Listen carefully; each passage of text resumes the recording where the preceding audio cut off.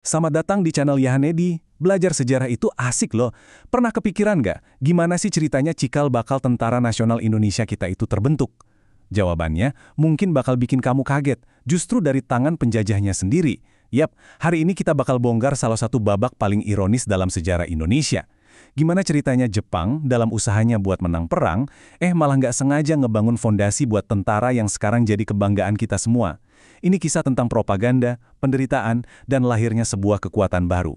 Nah, ini dia pertanyaan utamanya. Aneh banget kan? Penjajah kok malah ngelatih rakyat yang mereka jajah buat jadi tentara? Itu kan risiko yang super gede. Apa Jepang nggak takut kalau senjata itu nantinya malah berbalik ngarah ke mereka? Well, jawabannya ternyata jauh lebih rumit dari yang kita kira. Yuk, kita gali lebih dalam. Semuanya itu dimulai dari sini. Waktu itu, posisi Jepang lagi kejepit di Perang Pasifik. Mereka butuh banget dua hal dari Indonesia. Satu, sumber daya alamnya, dan dua, tenaga manusianya. Tapi gimana caranya dapat itu semua tanpa ada perlawanan? Jawabannya, propaganda. Mereka datang bukan sebagai penjajah, tapi sebagai saudara tua yang katanya mau membebaskan kita dari penjajahan Barat. Ini dia roadmap kita hari ini. Pertama, kita bakal lihat dulu janji-janji manisnya Jepang. Terus kita bedah nih, ada dua jenis pasukan yang mereka bentuk. Kita lihat siapa aja yang ada di garis depan dan siapa yang jadi tim pendukung. Dan terakhir, bagian paling serunya, gimana semua ini malah jadi senjata makan tuan. Langsung aja kita mulai. Oke, kita mulai dari langkah pertama Jepang. Janji manis si saudara tua. Ya, sebelum mereka minta macam-macam, mereka harus menangin hati dan pikiran rakyat Indonesia dulu kan? Nah, strategi ini dirancang buat satu tujuan utama, ngerahin seluruh bangsa buat kepentingan Perang Jepang di Asia Timur Raya. Jurus andalan mereka, propaganda Gerakan 3A. Nippon sebagai pelindung Asia, pemimpin Asia, dan cahaya Asia. Keren ya kedengarannya? Dengan jargon ini, Jepang seolah-olah jadi pahlawan yang datang buat ngebebasin sesama bangsa Asia, bukan sebagai penjajah baru. Nah, setelah propagandanya lumayan berhasil, Jepang mulai deh ngebentuk macam-macam organisasi. Penting nih buat kita tahu, nggak semua organisasi ini sama. Secara garis besar, ada dua jenis, yang beneran militer sama yang semi-militer. Keduanya punya peran dan tujuan yang beda banget dalam mesin perangnya Jepang. Oke, biar gampang, ini bedanya. Yang militer, itu pasukan yang emang disiapin buat tempur beneran. Latihannya super serius dan intensif. Contohnya itu Peta dan Heiho. Nah, kalau yang semi-militer, mereka ini lebih kayak pasukan pendukung. Dilatih militer dasar sih, tapi tugas utamanya lebih ke keamanan lokal, ngurusin logistik, atau jadi pasukan cadangan. Paham ya bedanya? Yuk, sekarang kita fokus dulu ke yang pertama, pasukan garis depan. Nah, ini nih ujung tombaknya strategi Jepang. Unit-unit yang dilatih secara profesional buat menghadapi pertempuran langsung melawan pasukan sekutu. Pertama, ada yang namanya Heiho. Dari fotonya aja udah kelihatan kan, mereka ini beneran dipersenjatai dan siap tempur. Heiho ini adalah prajurit-prajurit Indonesia yang digabungin langsung ke dalam struktur tentara Jepang. Jadi, Heiho ini artinya tentara pembantu, dibentuk April 1943. Isinya pemuda-pemuda umur 18-25 tahun. Tugas mereka yang ngebantuin tentara Jepang di garis depan, mulai dari bangun pertahanan, ngurusin logistik, sampai ikut angkat senjata. Kerennya, mereka ini sampai dikirim ke berbagai medan perang loh, bahkan sampai ke Burma. Nah, sekarang kita bahas yang paling terkenal dan paling penting, Peta alias Pembela Tanah Air. Peta ini dibentuk tanggal 3 Oktober 1943. Misinya, kedengarannya mulia banget, mempertahankan tanah air Indonesia dari serangan sekutu. Tapi, disinilah ceritanya jadi makin menarik. Yang bikin Peta ini spesial, walaupun dibentuk sama Jepang, semangatnya itu nasionalis banget. Latihannya super serius, seleksinya ketat, dan lulusannya bukan orang sembarangan. Ada Jenderal Sudirman, ada juga Soeharto di antara mereka.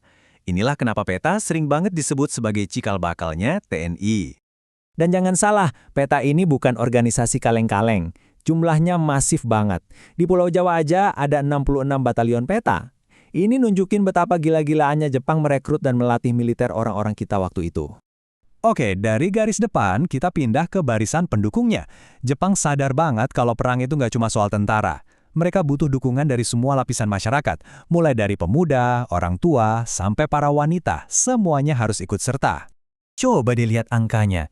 Ini mobilisasi total. Senendan buat para pemuda, anggotanya sampai 500.000 orang. Gila kan? Terus ada Keibodan, semacam pembantu polisi buat yang usianya lebih tua. Dan tentunya ada Fujinkai untuk para wanita. Hampir semua orang dilibatin. Seinenden atau barisan pemuda ini dilatih buat jaga keamanan daerahnya dan disiapin jadi cadangan. Kalau Keibodan, tugasnya ngebantuin polisi Jepang, kayak ngatur lalu lintas sama jaga ketertiban di desa-desa. Semuanya dapat latihan militer dasar, kayak baris berbaris dan bela diri. Peran perempuan juga nggak kalah penting di Fujinkai.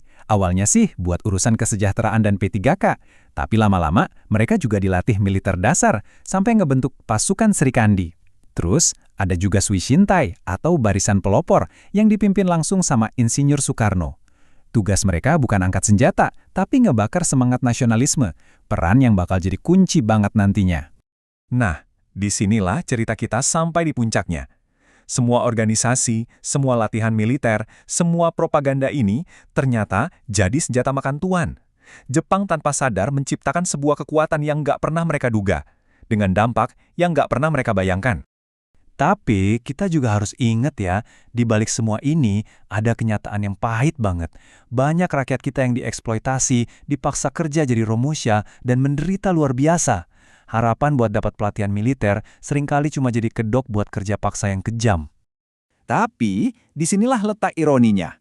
Tanpa mereka sadari, Jepang justru ngasih modal paling berharga buat kemerdekaan Indonesia. Para pemuda kita jadi punya pengalaman militer, punya skill organisasi, dan yang paling penting, punya rasa percaya diri buat berdiri sebagai bangsa yang merdeka. Timeline ini ngebuktiin semuanya.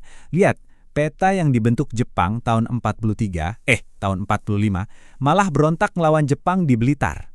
Terus, pas Indonesia merdeka, siapa yang jadi inti tentara kita? Ya para anggota peta ini. Mereka yang ngebentuk BKR, yang terus berevolusi jadi TKR, dan akhirnya jadi TNI yang kita kenal sekarang. Benar-benar garis keturunan langsung yang lahir dari sebuah ironi sejarah. Jadi, sekarang pertanyaan buat kalian. Kalau ngelihat dua sisi ini, menurut kamu warisan terbesar dari semua organisasi bentukan Jepang ini apa sih? Apakah penderitaan yang luar biasa? Atau justru jadi modal perjuangan yang tak ternilai? Dua-duanya nyata, tapi mana yang menurutmu lebih besar dampaknya? Coba deh, tulis pendapatmu di kolom komentar. Nggak ada jawaban yang salah kok, karena sejarah emang seringkali rumit. Kalau kamu suka ngebongkar sisi lain dari sejarah kayak gini, jangan lupa buat subscribe channel YouTube-nya Henedia. Sampai jumpa di pembahasan berikutnya.